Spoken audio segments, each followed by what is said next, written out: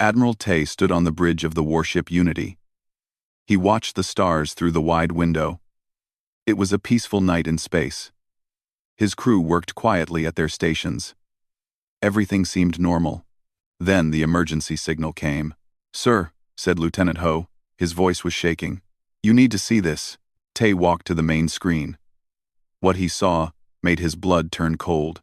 The Velcor Empire was broadcasting across all channels. Every ship, every station, every planet with a receiver could see it. The aliens wanted everyone to watch. On the screen, Tay saw Station Aria 7. It was a human colony far from Earth. 10 million people lived there. Families, children, workers, dreamers. They had built homes in the stars. Now they were prisoners. The Velcor soldiers pushed humans into long lines. Men, women, and children walked with their hands tied. Their faces showed fear. Some cried. Some prayed. Some looked straight ahead, with empty eyes. A Velcor commander appeared on screen. He was tall with gray skin and 4 arms. His eyes were black like deep space. He spoke in a voice that was translated for all to hear. "Humans of Earth," he said, "you have spread too far. You have taken what is not yours. Today, we show you the price of your greed." Tay gripped the edge of the console. His knuckles turned white. "This is not war," the Velcor commander continued. "This is punishment. Watch and learn." The killing began. Velcor soldiers opened fire on the lines of humans. People fell by the hundreds, by the thousands. The screams filled the broadcast. Bodies dropped like leaves in autumn. Blood ran in rivers across the station floors. Tay could not look away. His crew watched in horror. Some covered their mouths. Some cried silently. One young officer ran to the corner and was sick. The broadcast continued for hours. The Velcor killed slowly. They wanted Earth to see everything. They wanted humanity to feel helpless. Tay searched the crowds on screen. He looked at every face. He hoped he would not find her. He prayed to every god he knew. Then he saw her, Hana, his daughter. She was 23 years old. She had gone to Aria 7 to work as a teacher. She wanted to help children learn to read. She had her mother's smile and her father's stubborn heart. Now she stood in line. Her hands were tied. Her face was dirty and tear-stained. But she was not crying anymore. She looked straight at the camera. It was as if she knew her father was watching. "Hana," Tay whispered. His voice broke. She mouthed 3 words. Even without sound, he knew what she said. "I love you." Then the soldier behind her raised his weapon. Tay screamed. The bridge fell silent, except for his cry. His legs gave out, and he fell to his knees. Ho rushed to help him, but Tay pushed him away. On screen, the killing continued. 10 million humans died that day. 10 million voices went silent forever. The broadcast ended with the Velcor commander smiling. "Let this be a lesson," he said. "Stay on your small planet, humans. The stars belong to us." The screen went dark. For a long moment, no one on the Unity spoke. The only sound was Tay's heavy breathing. He stared at the empty screen. His daughter's face was burned into his memory. He would never forget her eyes in that final moment. Lieutenant Ho finally spoke. "Sir, what do we do?" What do we do?" Tay did not answer. He slowly stood up. His legs felt weak, but his spine was straight. He wiped his face with his sleeve. When he turned around, his crew saw something different in his eyes. The sadness was still there. But now there was something else. Something cold. Something dangerous. "Send a message to Earth Command," Tay said. His voice was steady now. "Tell them what happened. Tell them I am coming home." Tay. "Yes, sir," Ho said quietly. Tay walked to the window and looked at the stars. Somewhere out there, the Velcor were celebrating. They thought they had won. They thought humanity would hide in fear. They were wrong. On Earth, the broadcast played on every screen, in every city, in every home. People gathered in streets and squares. They watched their brothers and sisters die. They heard the screams. They saw the blood. At first, there was only shock. Silence. Disbelief. Then came the anger. In Seoul, a crowd of 100,000 people stood in the rain. They did not speak. They did not need to. Their faces said everything. In New York, the lights of Times Square went dark out of respect. People held candles and pictures of loved ones lost on Aria 7. In Moscow, old soldiers who had fought in forgotten wars stood at attention. Tears ran down their weathered faces. In Cairo, children too young to understand death asked their parents why everyone was crying. The whole world grieved together. For one terrible night, there were no nations, no borders, no politics. There was only humanity. And humanity was bleeding. But grief has a way of becoming something else. Something harder. Commander Yuna watched the broadcast from Earth Command. She was 52 years old. She had served in the fleet for 30 years. She had seen battles and death. But nothing like this. Her aide, a young man named Jay, stood beside her. "Commander," he said, "the President is calling an emergency meeting." Yuna nodded slowly. She turned off the screen. She could not watch anymore. "Jay," she said, "do you know what the Velcor just did?" "They killed 10 million people, ma'am." "No." Yuna shook her head. "They woke up a sleeping giant." She walked toward the door. Her boots clicked on the metal floor. Before she left, she stopped and looked back at the young aide. "The Velcor think they are strong because they have 4 arms and big ships," she said. "They think they scared us. But they made a mistake. They showed us no mercy. Now they will learn what happens when humans stop being merciful." Jay swallowed hard. "What happens, Commander?" Yuna's eyes were like ice. "We return the favor." She left the room. Behind her, Jay stood alone in the darkness. The weight of what was coming pressed down on him like a heavy stone. Across Earth, the same feeling spread. The tears were drying. The prayers were ending. Something new was taking their place. In military bases around the world, ships that had been sleeping for years began to wake up. Engineers who had retired came back to work. Soldiers who had left the service called their old commanders. Everyone had the same question: how can I help? The Velcor had wanted to teach humanity a lesson about power. Instead, they had given humanity something far more dangerous. They had given humanity a reason to fight. And when humans fight, they do not stop until the enemy is dust. Admiral Tay sat alone in his quarters on the Unity. He held a small picture in his hands. It showed Hana as a little girl, sitting on his shoulders, laughing at the sky. "I am sorry I could not protect you," he whispered to the picture. "But I promise you this, my daughter, they will pay. Every single one of them will pay." Outside his window, the stars burned cold and bright. Somewhere among them, the Velcor Empire waited. They did not know what was coming, but soon they would. The emergency council met in a bunker deep under the mountains. Leaders from every nation sat around a massive table. Their faces were tired and grim. The broadcast had played only 12 hours ago, but it felt like a lifetime. Commander Yuna stood at the head of the table. Behind her, screens showed images of Earth's fleet. It was not small, but it was not enough. Not for what they needed to do. "Ladies and gentlemen," Yuna began, "you have all seen what happened. You know why we are here. The question is simple. What do we do?" The room was silent for a moment. Then the delegate from Brazil spoke. "We must respond," he said. "But how?" "The Velcor are powerful.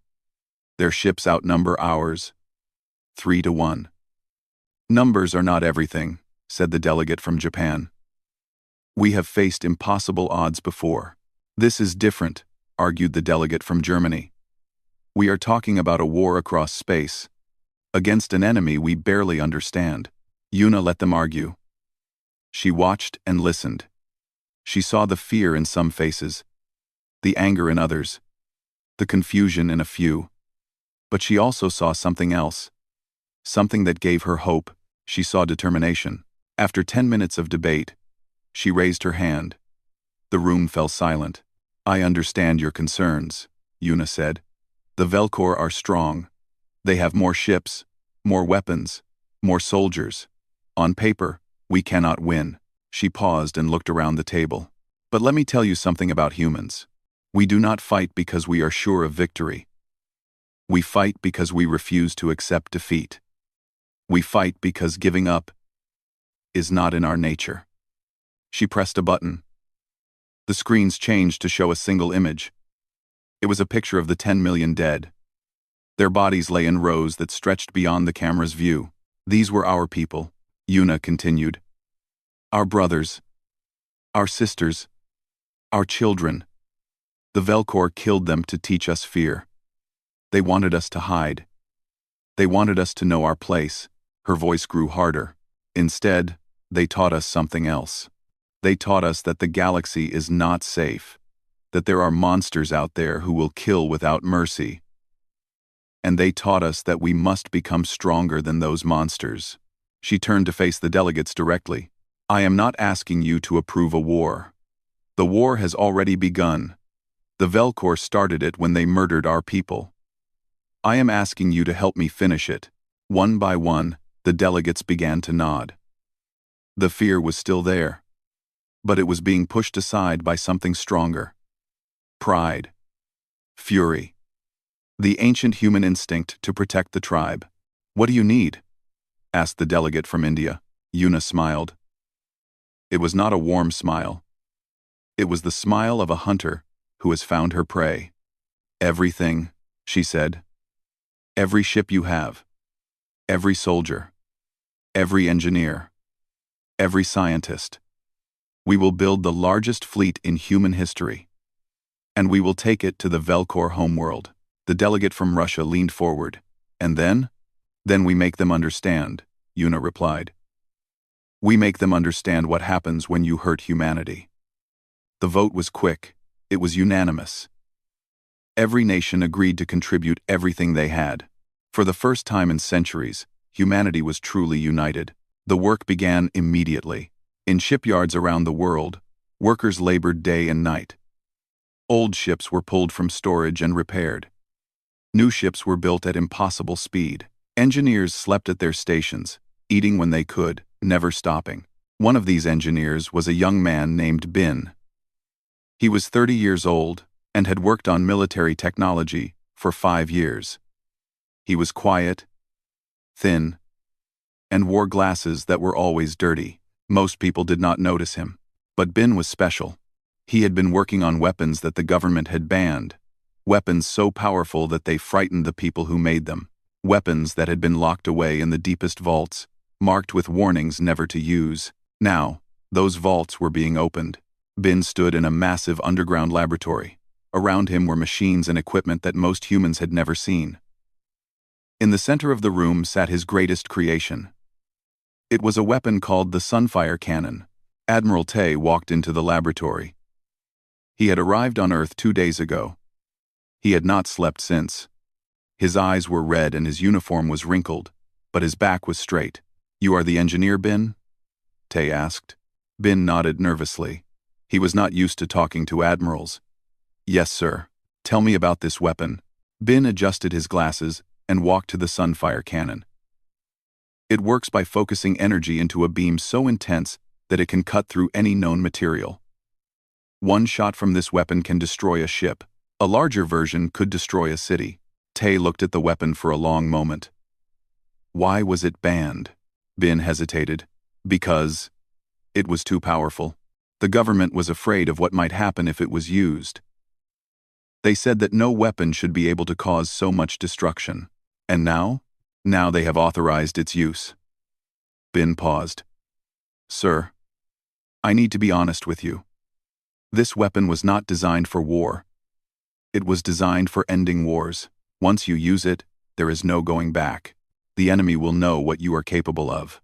Tay nodded slowly. He thought of his daughter. He thought of her final words. He thought of 10 million bodies lying in silent rows. Good, he said. I want them to know. Bin looked at the admiral. He saw the pain in his eyes. He saw the cold determination. He understood. "I will have it ready in 3 days," Bin said. "Make it 2. Tay replied. Then he turned and walked away. Across the planet, similar scenes played out. Old weapons were brought back. New ones were invented. Scientists who had spent their lives studying peace now worked to create destruction. In a training camp in the mountains of Korea, a young pilot named Nari ran through her daily exercises. She was 26 years old, small and fast, with short black hair and quick eyes. She had joined the fleet because she loved flying. Now she flew because she hated the Velcor. Her brother had been on station Aria 7. He had been only 19 years old. He had gone there to study medicine. He wanted to be a doctor and help people. The Velcor had killed him, along with everyone else. Nari pushed herself harder. She ran faster. She trained longer than any other pilot. Her instructors told her to rest. She refused. "I will rest when they are dead," she told them. One day, Commander Yuna came to the training camp. She watched Nari fly through a simulation. The young pilot was remarkable.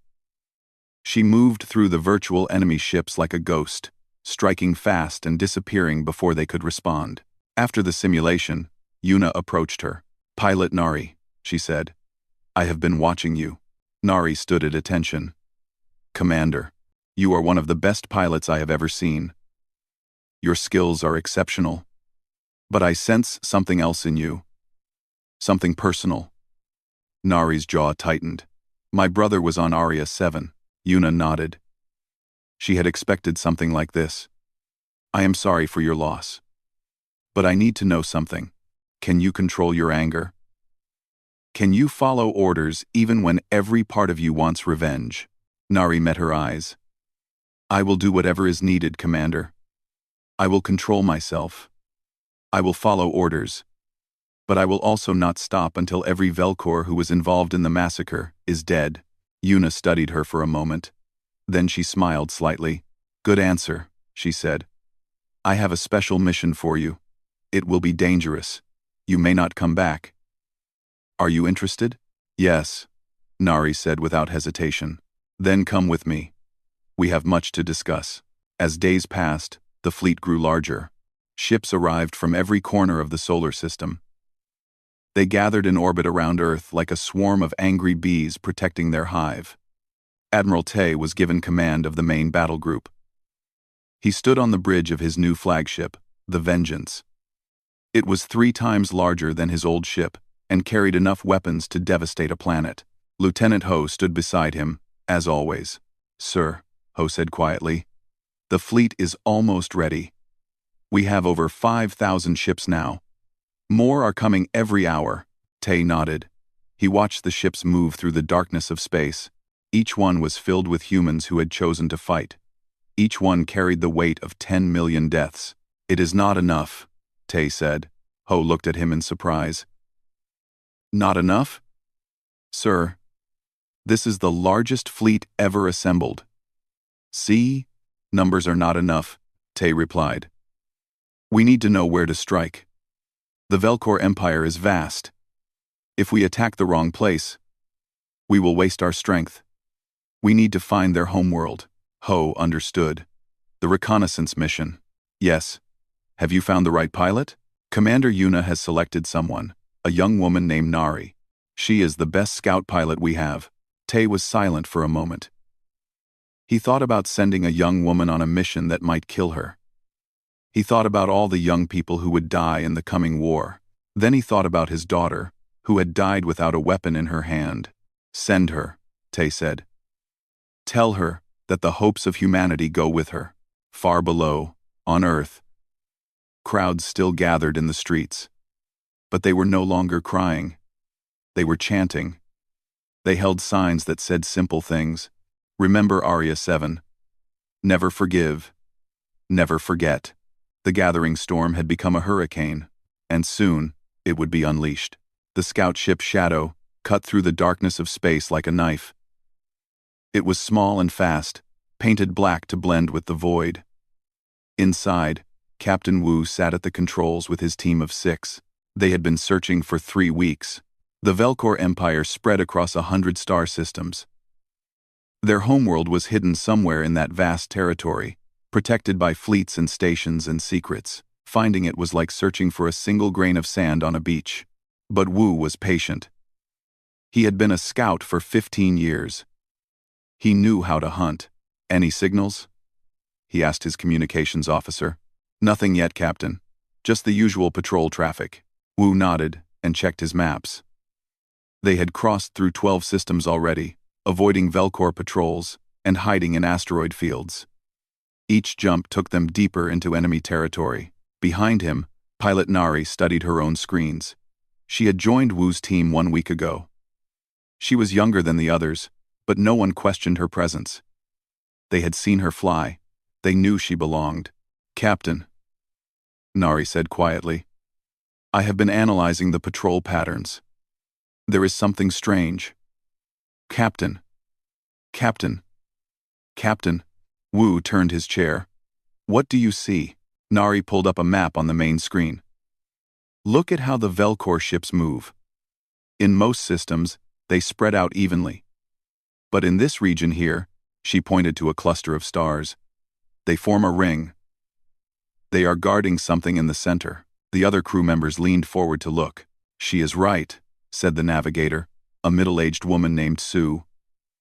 I noticed it too, but thought it might be a military base. It might be, Wu said. Or it might be something more important. He studied the map carefully. The ring of patrol ships was tight and organized. Whoever was inside did not want visitors. That usually meant one thing. Something valuable was being protected. We need to get closer, Wu decided. But carefully.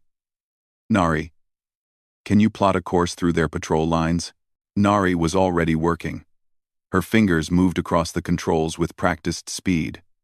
After a few minutes, she looked up. I found a gap. It is small and it closes every 4 hours. But if we time it right, we can slip through. How risky? Wu asked. Very.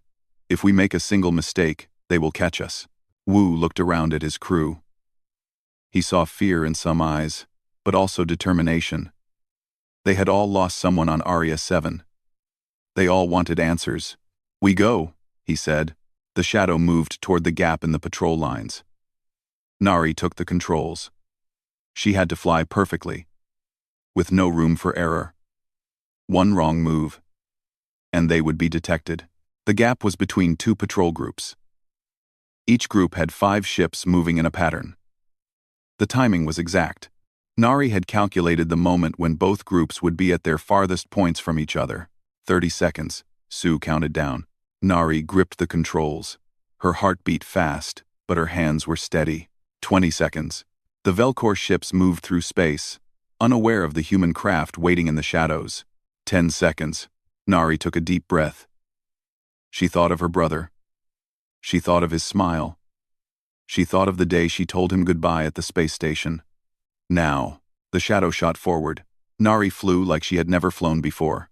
The ship twisted and turned, sliding through the narrow gap like water through cracks in a wall. Velcor sensors swept past them, missing by meters. For 30 terrible seconds, they were completely exposed. One alert would bring the entire Velcor fleet down on them, then they were through. The crew let out their breath. Wu clapped Nari on the shoulder. Well done, pilot. Nari nodded but did not smile. They were inside the ring now. The real danger was just beginning. What they found inside made them all go silent. A planet hung in the darkness. It was large and gray, covered with cities that glowed with strange light. Ships surrounded it in numbers that were difficult to count. Military stations orbited at every angle. This was clearly the center of something important, but what made them stare was the broadcast. The same signal that had shown the massacre of Aria 7 was coming from this planet. Sue traced it to a massive tower in the largest city. This was where the Velcor had sent their message to the galaxy. This is it, Wu whispered. This is their homeworld. The crew exchanged looks of disbelief. They had found it. Against all odds, they had found the heart of the Velcor Empire. We need to send the coordinates to Earth, Nari said. The fleet is waiting. Wu nodded. Start the transmission. Encrypted with our highest codes. To my R. As the communications officer began working, Sue suddenly spoke up. Her voice was tense. Captain, we have a problem. Wu looked at her screen. His face went pale. A Velcor patrol ship had changed course. It was heading directly toward them. Somehow, they had been detected. How long until they reach us? Wu asked. 4 minutes. Maybe less. And how long to send the transmission? The communications officer checked her equipment. 5 minutes for a full data packet. They did not have enough time. If the patrol ship reached them before the transmission was complete, everything they had learned would be lost. The fleet would never find the Velcor homeworld. Wu closed his eyes for a moment. He had known this mission might cost him his life. He had accepted that. But he had hoped to bring his crew home. We have no choice, he said. We have to buy time. Nari stood up. I will do it. Everyone turned to look at her. I will take the emergency pod, she continued. It is small and fast. I can lead the patrol ship away from the shadow. You can finish the transmission and escape. That is a suicide mission, Wu said. I know. The captain looked at the young pilot. She was so young, so full of life. But her eyes were calm and certain. She had already made peace with her decision. There has to be another way, Wu said. There is not. Nari walked toward the emergency pod. My brother died on Aria 7. He was a good person. He wanted to help people. The Velcor took that away from him. They took away his future. She paused at the pod door. This is how I help him. This is how I make sure his death means something. Send those coordinates, Captain. Make sure the fleet knows where to go. Wu wanted to stop her. Every part of him screamed to find another answer. But he knew she was right. They were out of time and options. Nari, he said. Your name will be remembered. Every human who fights in the coming battle will know what you did. She smiled. It was a sad smile, but also proud. Tell my mother I was brave, she said. Tell her I did not cry. Then she entered the pod and launched into space. The small craft shot away from the shadow, engines burning bright. The Velcor patrol ship immediately changed course to follow. They took the bait. Inside the pod, Nari flew with everything she had. She dodged and weaved, leading the enemy further and further from her friends. The Velcor ship fired at her. But she was too fast, too skilled. She danced through the weapon's fire like light through leaves. Behind her, the shadow completed its transmission. The coordinates of the Velcor homeworld flew across space toward Earth. The message that would doom an empire traveled at the speed of light. Nari saw more Velcor ships coming. 5. Then 10. Then 20. They were closing in from all directions. She had nowhere left to run. She opened a final channel to the shadow. Captain, she said. Did the transmission get through? Wu's voice came back, heavy with emotion. Yes. Earth has the coordinates. The fleet is preparing to jump. Good. Nari smiled again, even though no one could see her. Then I did my job. The Velcor ships surrounded her. Their weapons pointed at her tiny craft. She could feel them waiting, deciding what to do with her. Nari thought about her brother. She thought about her mother back on Earth. She thought about all the people who had died on Aria 7, and all the people who would live because of what she had done today. This is for you, Jin, she whispered, using her brother's name one final time. Then she pushed her engines to full power and flew straight at the nearest Velcor ship. The explosion lit up space like a small star. On the shadow, the crew watched in silence. Sue wiped tears from her face. The communications officer bowed her head. Wu stood motionless, his fist pressed against the window. Get us out of here, he finally said. His voice was rough. We need to get home. We need to tell them what she did. The shadow turned and fled. Behind them, the Velcor searched for survivors, not knowing that their doom had already been sent to Earth. Pilot Nari was gone, but her mission was complete, and soon, the humans would come. The coordinates arrived on Earth like a gift from the dead. Admiral Tay read the report in his quarters aboard the Vengeance. His hands trembled as he held the data pad. Captain Wu had included a message with the coordinates. It told the story of how they found the home world, and how a young pilot named Nari had died to get them the information. Tay set down the pad and stared at the wall. Another young person dead. Another life given for the mission. He wondered how many more would die before this was over. Then he stood up and walked to the bridge. There was no time for grief. Not yet. Lieutenant Ho, he said as he entered. Alert the fleet. We have our target. Ho's eyes widened. Sir? They found it? Yes. The Velcor homeworld. We jump in 6 hours. The news spread through the fleet like fire. 5,000 ships prepared for the largest attack in human history. Crews checked their weapons. Soldiers prayed to their gods. Engineers made final repairs. Everyone knew that many of them would not come back, but no one asked to stay behind. General Day arrived on the Vengeance 2 hours before the jump. He was an old man, 73 years old, with white hair and a face made of leather and stone. He had fought in wars on 3 planets. He had buried more soldiers than he could count. Now he would lead humanity's final answer to the Velcor. Admiral Tay, Day said as they met on the bridge.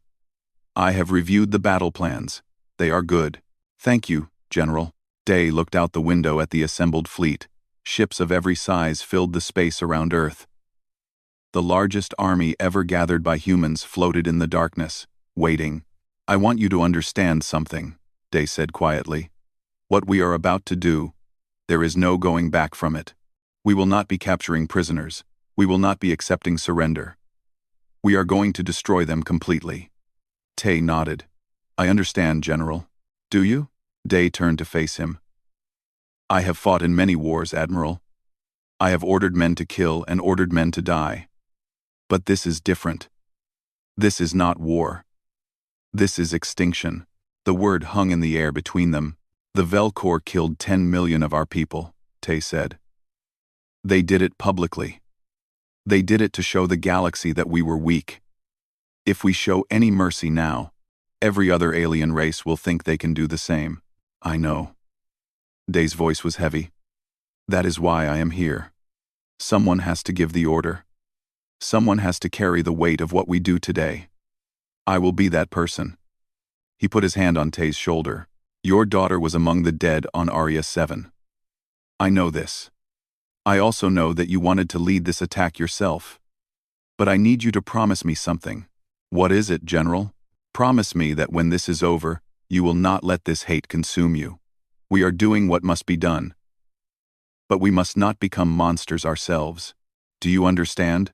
Tay was silent for a long moment. He thought about Hana. He thought about her smile. He thought about the kind of man she had wanted him to be. I promise, he said finally. Day nodded. Good. Then let us begin. The order went out to all ships. One by one, they activated their jump drives.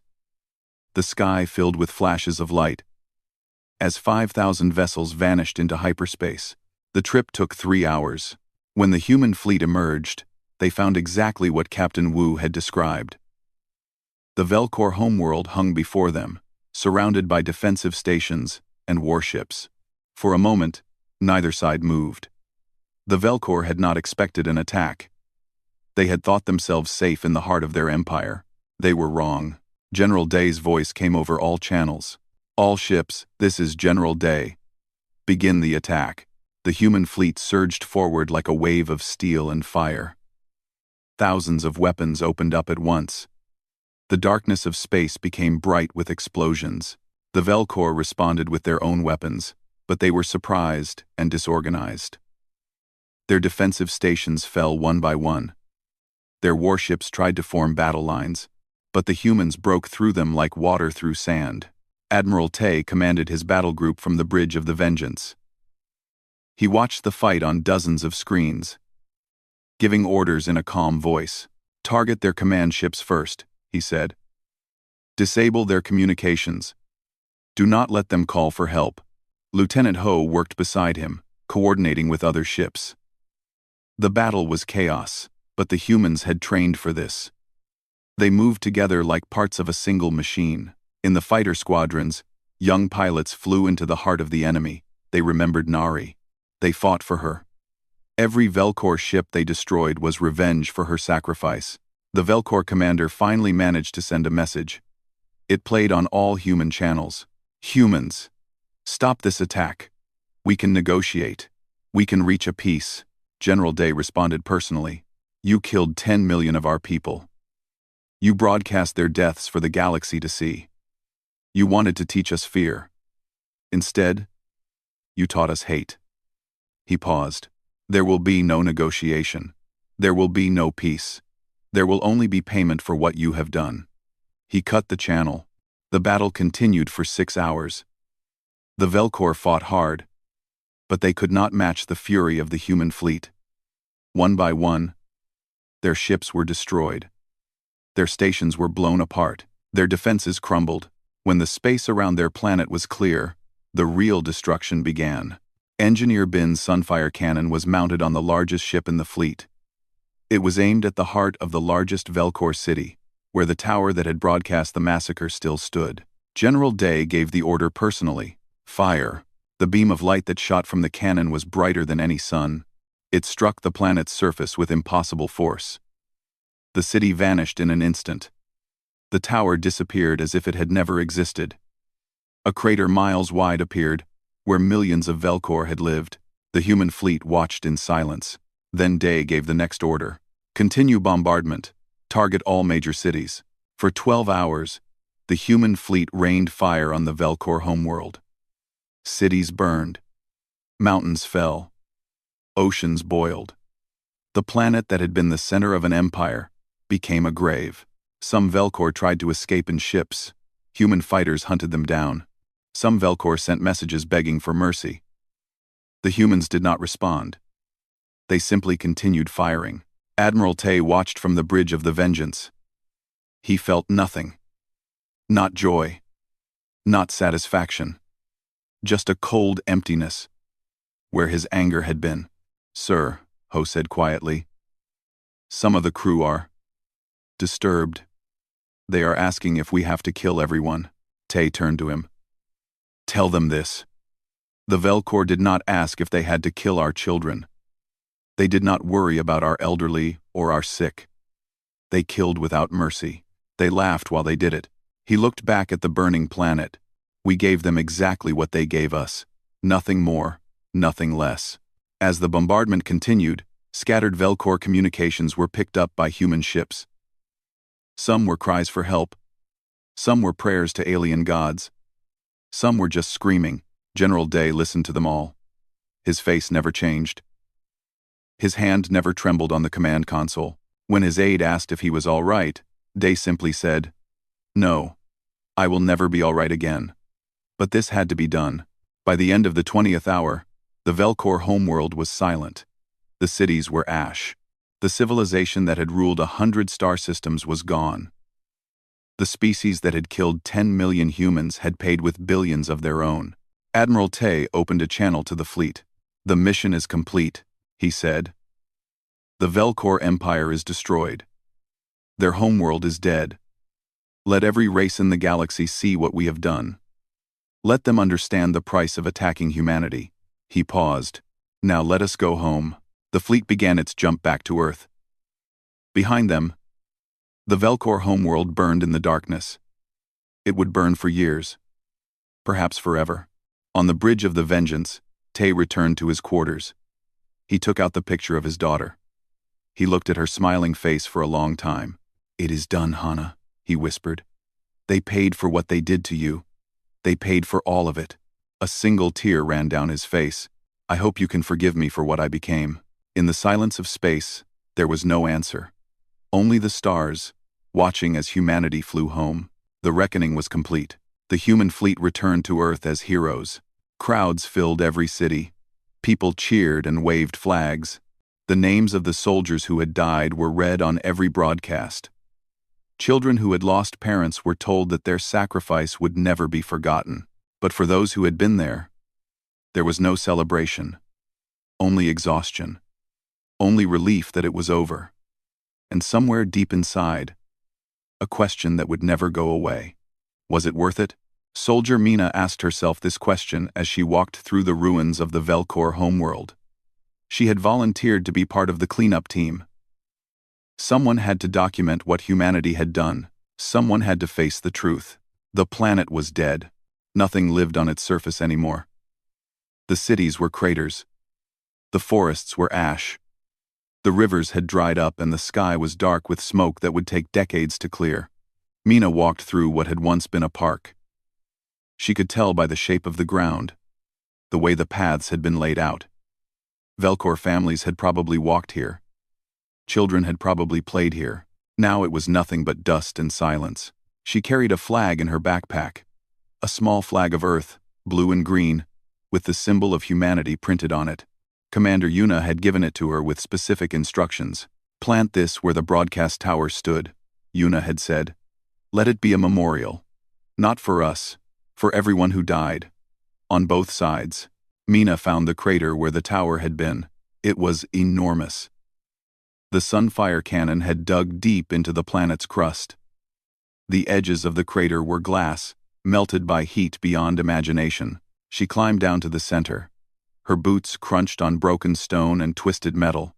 Somewhere beneath her feet were the remains of the Velcor who had ordered the massacre of Aria 7.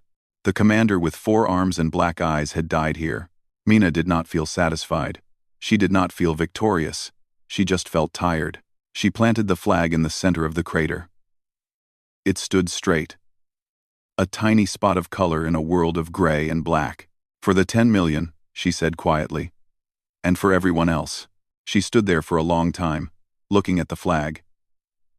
Then she climbed back up and returned to her ship. Across the galaxy, the news of what humanity had done spread like wildfire. Other species watched the images of the destroyed Velcor homeworld. They saw the burned cities. They saw the dead planet. They saw what happened when someone hurt humans badly enough. Some species felt fear. They had considered attacking human colonies in the past. They had made plans. They had built weapons. Now they destroyed those plans and hid those weapons. They wanted nothing to do with the species that could destroy an empire in a single day. Other species felt respect. They sent messages of congratulation to Earth. They offered trade agreements and alliances. They wanted to be friends with the species that was strong enough to protect itself. A few species felt anger. They had been allies of the Velcor. They wanted revenge. But when they looked at the size of the human fleet, at the weapons humanity possessed, at the determination in human eyes, they decided to wait. Maybe revenge could come later. Or maybe it was better forgotten. Commander Yuna handled most of the diplomatic messages. She sat in her office at Earth Command, reading reports and answering questions. Her job had changed. She was no longer preparing for war. She was trying to build peace. It was harder than she had expected. General Day retired 1 month after the battle. He gave no speeches. He attended no ceremonies. He simply went home to a small house by the ocean and closed the door. Some people said he was a hero. Others said he was a monster. Day himself refused to answer which one was true. History will decide. He told the one reporter who managed to find him. I did what I thought was necessary. Whether it was right or wrong, I will leave that for others to judge. He died 2 years later. Some said he died of old age. Others said he died of guilt. Perhaps both were true. Admiral Tay was offered command of the entire Earth fleet. He refused. Instead, he asked for a single ship and permission to patrol the stars near what had been Aria 7. My daughter died there, he explained. I want to protect that space. I want to make sure no one ever hurts our people there again. His request was granted. For the next 10 years, Tay flew the same patrol routes. He watched the stars and remembered his daughter. Sometimes he talked to her, even though she could not hear. He told her about Earth. He told her about the fleet. He told her that he missed her every single day. Lieutenant Ho stayed with him for all 10 years. When people asked why, Ho simply said, "He is my captain. Where else would I be?" The story of pilot Nari became a legend. Schools taught her name.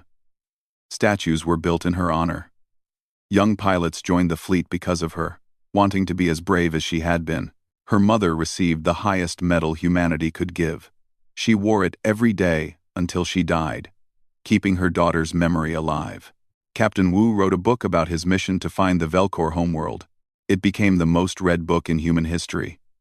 Everyone wanted to know how a small scout ship had found the heart of an empire. In the book's final chapter, Wu wrote about Nari. She was young, he wrote. She was scared. But she chose to die so that others could live. That is the essence of humanity. We are not the strongest species in the galaxy. We are not the smartest, but we are willing to sacrifice everything for each other. That is what makes us dangerous. That is what our enemies should fear. Engineer Bin continued to work on weapons, but he also started working on something else. He began building shields that could protect colonies from attack. He built medical equipment that could save lives. He built communication systems that could connect humans across the stars. I made weapons that killed billions, he explained to a student one day. Now I want to make things that help billions. Maybe that will balance the scales. Maybe not. But I have to try. Years passed. The Velcor became a memory. Their name was spoken with fear by aliens and with anger by humans. But slowly, even that began to fade. New generations grew up who had not seen the broadcast. They learned about Arya's 7 Inches school, but it was history to them. It did not burn in their hearts like it had burned in their parents. This was probably good. Hate cannot last forever. If it does, it destroys the one who carries it. 50 years after the destruction of the Velcor homeworld, a ceremony was held on Earth. The oldest survivors of the war gathered to remember. There were not many of them left. Soldier Mina was there, now an old woman with white hair and tired eyes. She had spent her life working for peace between species. She had negotiated treaties and prevented wars. She had done her best to make sure nothing like the Velcor massacre ever happened again. She gave the final speech of the ceremony. 50 years ago, she said, I planted a flag on a dead world. I thought about all the people who had died. Ours. Theirs. I wondered if we had made the right choice. She paused and looked at the crowd. I still wonder. Every day, I ask myself if there was another way. Could we have found peace without destroying them completely? Could we have shown mercy without appearing weak? She shook her head slowly. I do not have answers. I only have the truth of what happened. The Velcor killed our people without mercy. We responded without mercy. Both sides paid a terrible price. She straightened her old spine. But I will tell you what I have learned in 50 years. Violence is easy. Peace is hard. Hate is easy. Forgiveness is hard. Destroying is easy. Building is hard. We chose the easy path 50 years ago. We had reasons. Maybe those reasons were good enough. But the hard path is still waiting for us. It will always be waiting. So I ask you, all of you, to choose the hard path when you can. Choose peace. Choose forgiveness. Choose to build. Do not let what happened to us make us into something we hate. She took a deep breath. The Velcor are gone. We cannot change that. But we can choose what kind of species we want to be. We can choose to be better. That is my hope for humanity. That is the future I want for my grandchildren.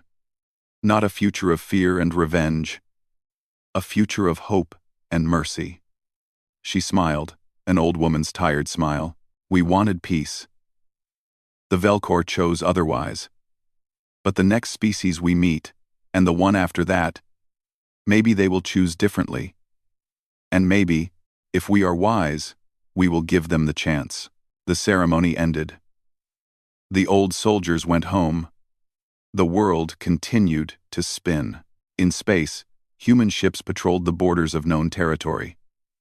They carried powerful weapons, but their crews hoped they would never have to use them.